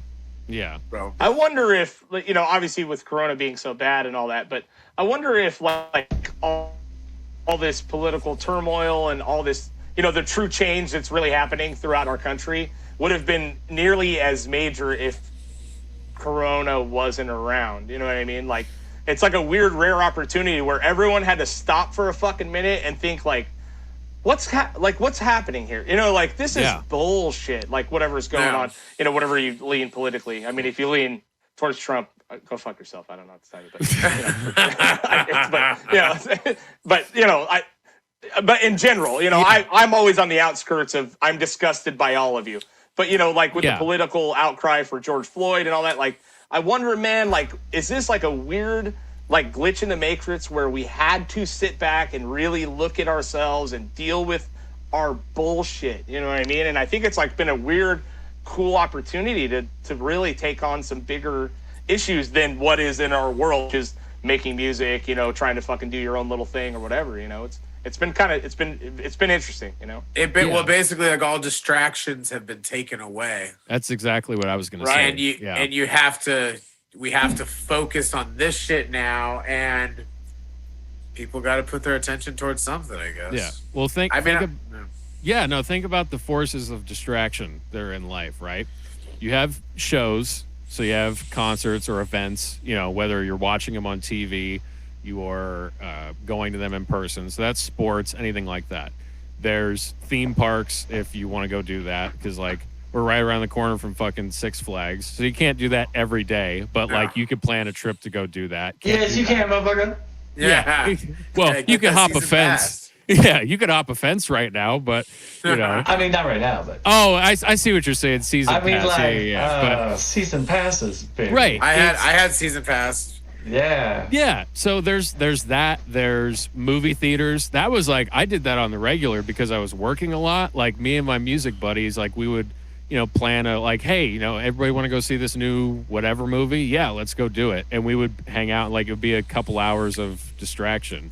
And even work. Like work was a huge like if I had crazy shit going on in my personal life, just put more time into gigging and focus on that. And I feel like whatever you were using to distract yourself, just most of it vanished. And you were, Dave Chappelle put this great. He said, you know, you're left with your choices. You know, do you like your house? Do you like your life? Do you like the relationships that you have? And it's like you're forced to think about everything in your life and the decisions that led you to this point. And are you happy with that or not happy with it?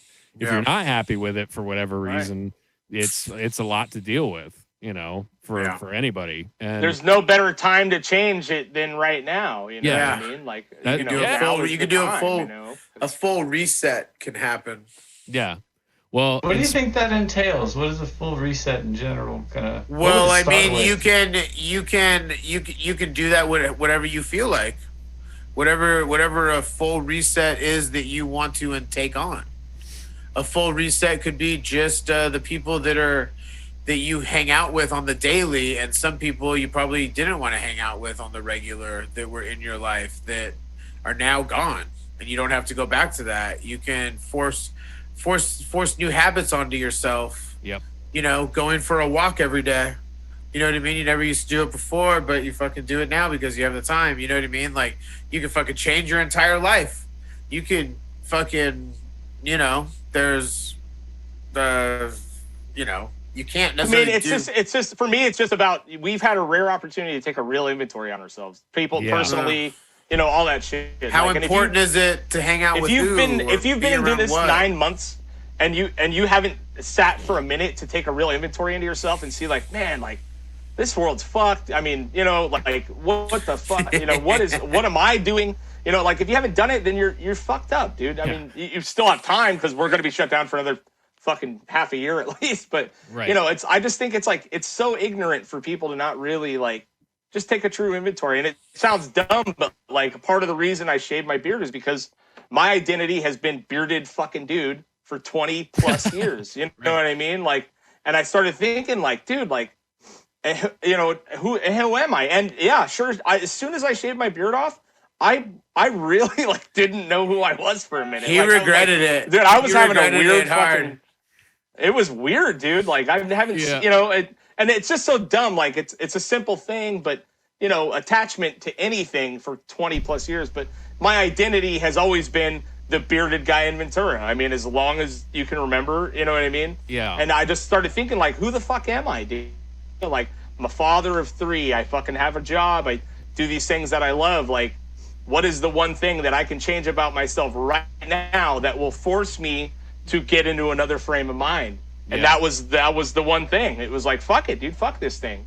You know, like I'll grow it back, but you know, I wanted to lose. I want to lose weight. And I want to make sure I want to see my face skinny before, you know. So it's like inventory, setting goals for yourself. I think over this year, you know, obviously try not to get sick and all that, you know. But I don't know. It's been a year. It's fucked up as it's been. It's been an interesting, probably the most growth I've ever experienced. You know, that I can remember without being completely forced into figuring it out. You know what I mean? I could definitely say I've had to look into myself a lot more than I would have in any kind of a normal year. Yeah. Sure. You know, More introspection, would you say? Yeah, more introspection, not so much kind of pushing things away and dealing with it in the you know, just kind of like being so busy that you can kind of deflect shit. You know? Oh yeah. You're a speeding train and things are trying to come at you and you're like, oh, I'm going too fast for that. Later. Yeah. You know? Yeah. Catch you on the next round, motherfucker. Like, Yeah. No, and that was me really, you know, getting out of that for the first half of quarantine was really just, you know, feeling like I was going that way for years of just, you know, all right, go. You gotta work more. You gotta do more gigs. You gotta do this. You gotta do that. When all that goes away, you do ask those questions like, who are you? And then you start to think about all the ways that you were going about things. And it's like, oh, I was just kind of like basically a glutton of life. I was just kind of like, you know, just speeding through every day instead of just appreciating it and not necessarily taking it for granted, but just like you get used to like doing stuff at such a like fast pace sometimes. Yeah. And just taking the time to like, doesn't matter how busy you are, you can enjoy, like, take the time to like, and plus like I knew people that passed away too for, you know, whatever reason, whether it was COVID related or not, or had really good friends that had relatives pass away. So it's like, hey, fucking like, if someone pops in your head, just send a text and say, hey, you're fucking rad. And then like, just do it. And I've been doing that. And I feel a lot better than when I was just in my own bubble thinking my shit was like, you know, oh, I got to do this because it's so important. It's like, you can take 30 seconds just to say, hey, what's up, man? Like, miss you. You fucking. Yeah. Hey, what's up, man? Hope we can get a fucking coffee together sometime. You know what I mean? Yeah. Or like, hey, like, you know, like, give me a call for like 10 minutes. I want to hear how you're doing. Like, shit like that. It seems like you don't have time for it, but all of this has shown me that no, you do. You just have to like plan things out accordingly. Just gotta take the time. Yeah. Take the time. Speaking of taking the time and making a commitment, starting a restaurant is a huge commitment. I'm a big fan of hard segues like that freeway. For sure. I was gonna bring it up here. I was gonna bring it up here anyway. And I was gonna be like, yeah, here we go. Fatty vegan. Fatty vegan. Dude, I mean, we've been talking about adapt or die this whole episode. You're starting a business, man, and that's no easy feat. A restaurant. Fuck it, dude. It's like you said. A vegan punk restaurant. Yeah, dude. That is like, first of all, it's a rad concept, but the fact that you're doing it and you've got like, you know, a solid fan base of people already that are excited for it is fucking rad, man. No, yeah, it's cool.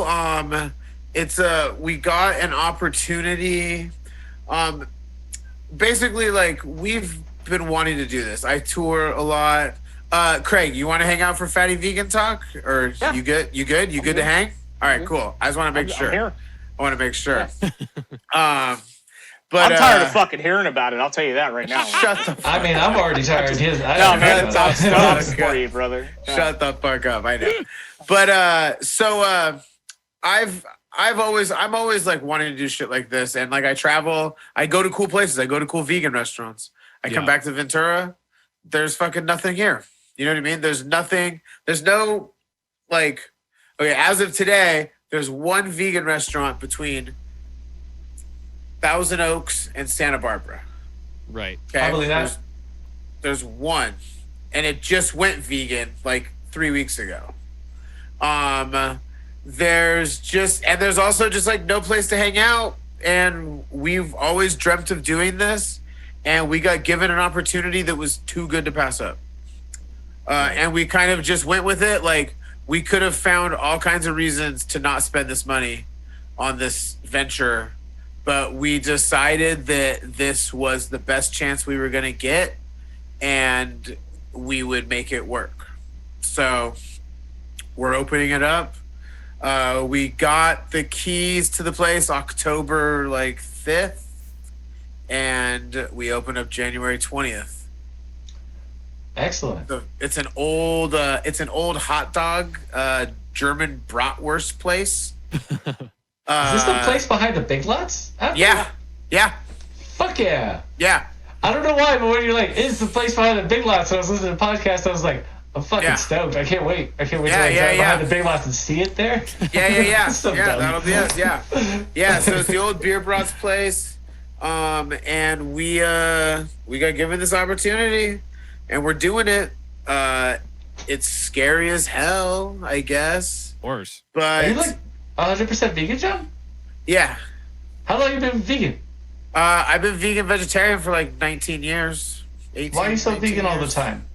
I used to be both, but not now. But why are you so vegan, just so everyone knows? Well, because of bands like Os Rotten and punk rock and fucking doing it for the animals. Yeah. So that's why I do it. I just want to That's put why. that out there. Yeah. That's why I do it. There's I so don't many do it. goddamn meat eaters that watch this podcast, you guys. I don't do it. In their box. I don't do it for health reasons. I do it for the goddamn Clearly. animals. I like to be a little fucking chunky, you know. Hey. But love but yeah. So yeah. I don't know where I was going with that, but Nuts. okay. Tell us about the food. Yes. Oh, so we're gonna have like vegan versions of like the Philly cheese, like a Philly cheesesteak. That should We're look gonna good. have like an Italian sandwich. Actually, I got given this since we've been sitting here. This is What's that? our Reuben.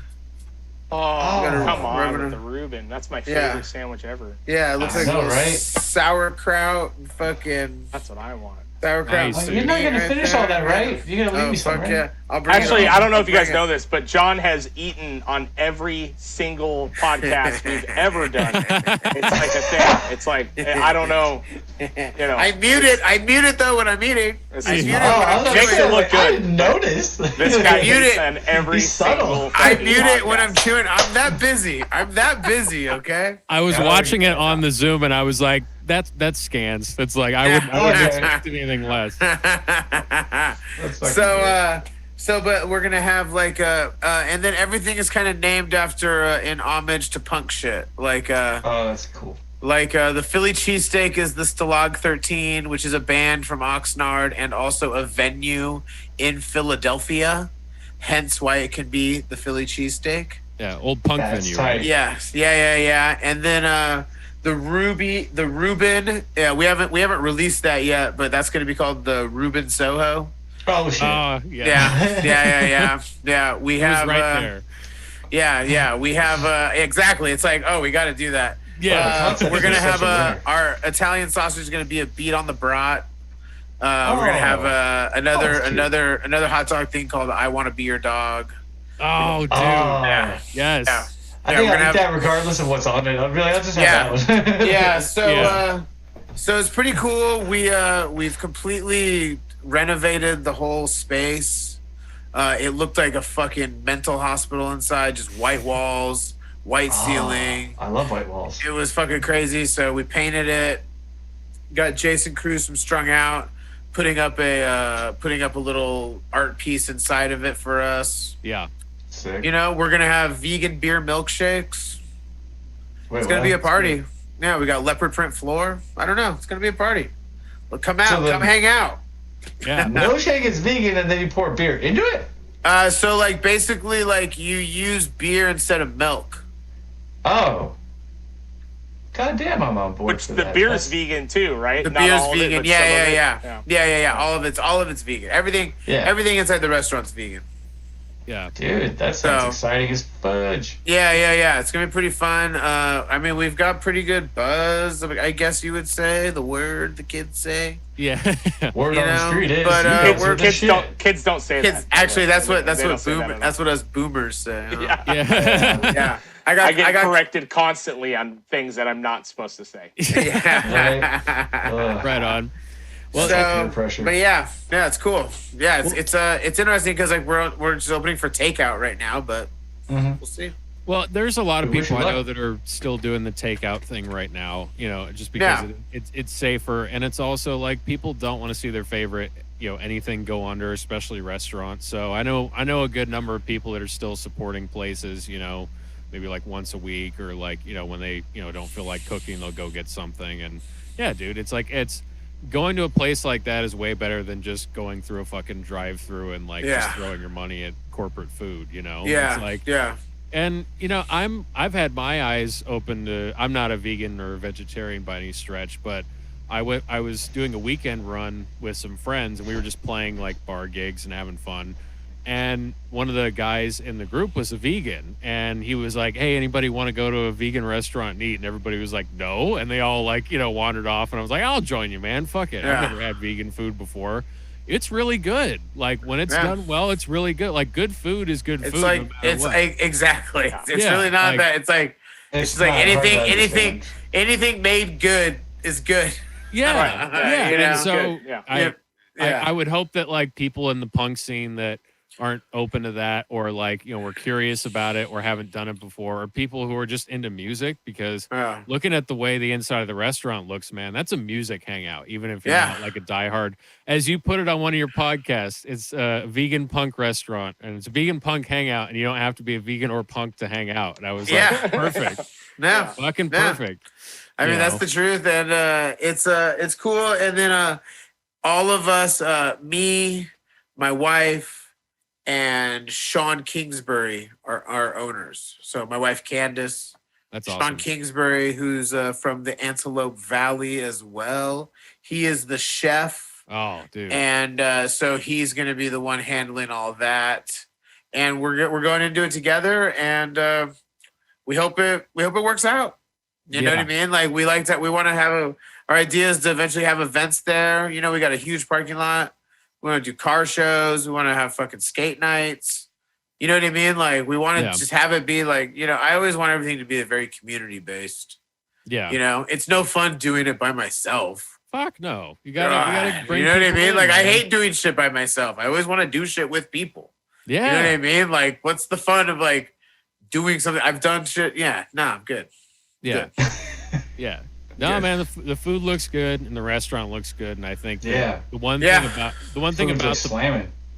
the one thing about the punk community is I think that, especially when, you know, I won't say one of you know your own starts it, and you want to support it, and that was Yeah. like I got to see that with doing sound at your shows, and like, you know, kind of getting thrown into that world and going like, oh, there's a lot of people here that care. As much as there's disagreements and weirdness, people really care, and they have each other's back. And Yeah. I think that you guys have, you know, I have a good feeling about it, man. I think it's gonna Yeah, be- thanks, man. Appreciate it. We'll definitely have to have you guys out. We'll yeah, we'll have to have you guys out. absolutely. More cross promotion. Yeah, Yeah, that'll be well, fun. we'll- Yeah. oh, yeah. Fatty fucking vegan. Fatty vegan is actually the official sponsor of the Get Heavy podcast. Oh man. Okay. Yeah. So we have our first sponsor, and I am it. Yep. Hell yeah, dude. That's awesome. I'd actually, That's yeah. DIY. Yeah, dude, that's be your own sponsor. That's very DIY. Yeah. Yeah, man. Adapt or die, motherfucker. Adapt or die, Adapt or motherfuckers. die. Die. Jesus. Adapt or Christ. die. So yeah, but we open January 20th. You can follow us on Instagram and Facebook at Fatty Vegan 805. Fatty Awesome. Vegan 805. We own the website. We haven't done anything with it, but it's fattyvegan805.com. Awesome, man. Awesome. Must be getting serious. You went and bought a domain. Dude, we bought that domain 2 years ago because Oh, this geez. actually all started because we've been wanting to do this, and my wife took a business class, Mhm. and the business class was basically she was gonna learn how to put together a full business proposal. You know, so that's what she did with the business class. So she did that, and we did it with this Fatty Vegan. We came up with the whole company. We did this whole thing, and we were like, well, we got this for when we want to use, and for whatever reason, we didn't do it then. But we were like, oh, we got all this work already socked away. Like, we know what we'd expect. You know what I mean? Like a business model, put together a You whole got the business bones model. of it ready. Yeah. Got the bones Yeah. of it ready. So when this opportunity came up, we were like, fuck it, let's do it. Sean doesn't have Sean's job got ravaged from COVID. My job got ravaged from COVID. Fucking Candace's, my wife's job got ravaged from COVID. So let's open a fucking business. Tight. Yeah. That's Yeah, real man. Americans right there, peeps. Yeah. Yeah, it is. Yeah. Yeah. Not to get all weird and gooey, but No. Yeah. And also, don't forget that QAnon is real. Okay. Thank you, everybody. good And Lord, I'm out. man. All Nice right. to see you guys. Trump 2020. Oh. Trump 2020. We got him, Christ Greg. almighty. We got him. Woo! We got got him. us. Trump 2020, baby. Blue Lives Trump Matter. 2020. Oh, sorry. The kid heavy boys got us. God damn it. We've been They smeared infiltrated. us good. I don't know if you guys know this, but Hillary Clinton eats babies. Oh. I saw the video. See, when She you do does eat Alex babies. Jones, you gotta get low and deep in your voice, and you gotta start throwing your hands up so you get the. Oh, dude, did you see the video of Alex Jones that I posted today? Oh, God. Oh, we talked about Yes, it. I Dude, saw Alex it, yeah. Jones denouncing QAnon. It's the best video Yeah, I've have ever you seen seen in my that? life, dude. Oh, man. It's like, I'm tired of the wizards and the warlocks. You guys are fucking idiots. He's just screaming on the fucking thing. Yeah. You're like, oh, my my God. God. Too much for him, huh? Wow. Yeah. Anyway. Oh my That's god. beautiful. So yeah, well, cool, man. Well, Awesome. I think Thank you. I think that was pretty good. I think Yeah, we can't top that. Clearly, we need to get out. Yeah. Well, so much for getting canceled, huh? Yeah. Oh, we almost made it.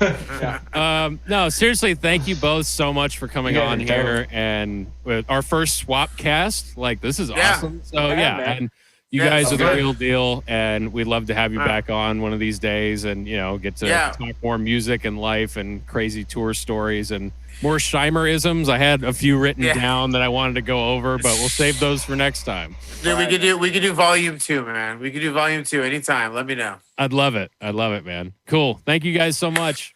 Nice to Thanks, meet you bro. guys. Thanks, you guys. Thanks, guys.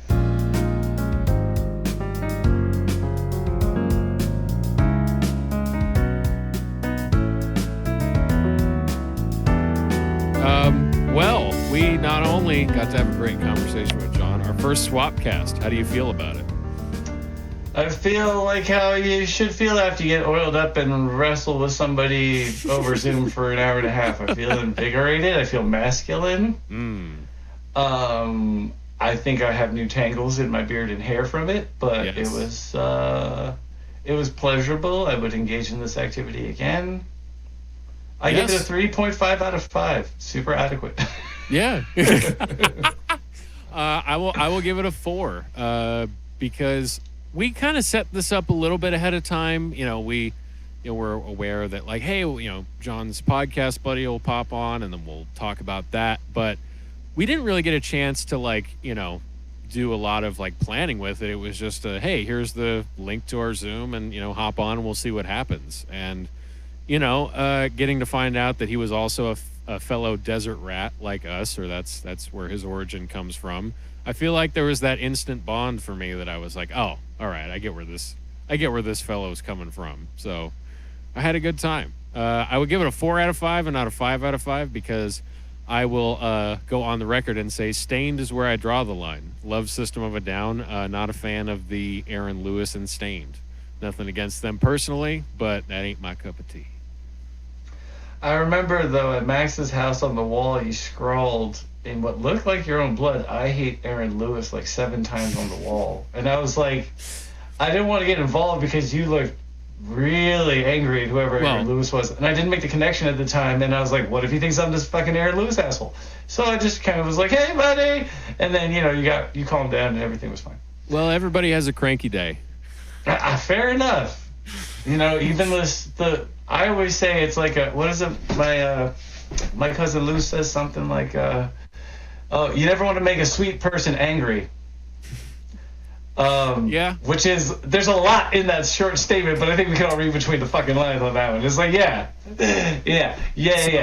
So, Message received, dear. Yes, and I can attest to that because anytime I've been in it's a work situation always, but anytime you see my shoulders, I already have bad posture anyway, but anytime you see the shoulders going up and they end up more in my ears, that's where I hold all my tension. So the higher the shoulders, the more the tension is happening. And it's one of those things that if I'm trying to hold it in to be professional, I might just let it all out as soon as I get back into a van or a car with somebody, and it's okay to do so. So yeah, I can attest to that. It's like sometimes you don't want to make the sweet people angry, I guess. Not that I would call myself sweet. That's a little bit pretentious, but Is it pretentious? I don't know. I mean, I don't I don't compliment remember myself. what pretentious means. Is what I ask. I don't know. It's I wouldn't compliment myself by any stretch of the means. That's a new saying. I was like, I've never heard anyone ever say that. Yeah, I'd like that. It is brand new. That's I hot said off it. the Jesse press. I said it on a previous episode. I'm bringing it back for this one. But So he's a published writer, so he can do that. You can't, because you're just a person who consumes a podcast. Okay. if I look at writing like I look at wearing pants, if it's not out in public, then I'm not worried about it. This is a little bit different because we're speaking. So like, if you get a text from me and there's all sorts of missing punctuation and grammar and typos, that's not out in public. So it's just like being in my own house. I don't have to wear pants. That's my story, and I'm sticking to it. Speaking of sticking to it, thank you. So a Liz. text without punctuation for you is like the social equivalent of like your balls hanging out. Well, yeah, it's like obviously you can't go out in public with your nethers exposed, so you have to wear pants. If I'm in my It's a own matter of how fast and whether you've concealed your face, which you should. I mean, if you asked me about these things before you just try or don't try, I could tell you because I've been there and I've paid my dues to society. I can't really talk anymore about it either. I mean, the hidden secret of this podcast is that we got you on a special work release program, so we're happy to have you as a co-host, and you're able to help repay your debt to society by commenting on music and talking about life. So it's really nice that the warden signed off on that. I'm just like, Yeah. again, he was just going along with the sweet person. You're like, I really need this asshole for the podcast. He's like, all right, he's a killer, but all right, if you say Yeah. so. You're responsible for him, Jesse. And you were like in a hurry. You're like, all right, great. And I was like, okay, this will not work out. I was like, I have killed without remorse. No. Wait, what? You don't tell me what I didn't do. What I can and can't remember in these fugue states that I wake up from with blood-drenched hands. Yes, exactly. I'm sure nothing was going on. No, but you know what is going on? People continuing to listen to this podcast every week. I try to find a segue where there is none, and I don't know if it necessarily works. But listener, we appreciate you, fellow citizen. You are the backbone that holds together this podcast. You are the glue that keeps the edges of this podcast together. And for that, we thank you so much. And yeah, it's been awesome. Anytime we get feedback on Instagram or YouTube about it, we love it. So, let us know how you like the podcast. Feedback is great. Silence is great. Everything's great. Citizens, you're great. Because it's a symbiosis. Yes. Okay?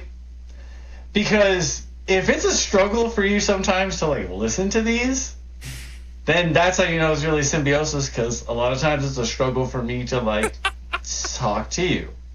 I love you, but it's always going to be a struggle for me to talk to you. Yes. But hey, we're evolving and growing and learning. I don't feel awkward on camera anymore. Even if it looks awkward, I don't feel that way. So it's, it's all a work in progress, man. Indeed. Have a good night.